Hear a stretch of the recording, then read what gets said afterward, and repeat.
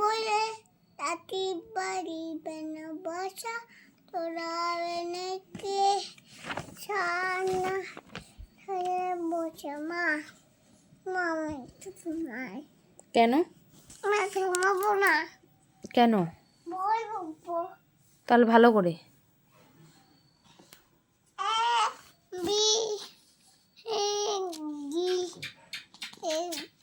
যাই খবর খবর দিয়ে আবার না বই আমি এখন ম্যাম আমি তুই কি? আমি ম্যাম তো পড়াও, ম্যাম হও তো পড়াও।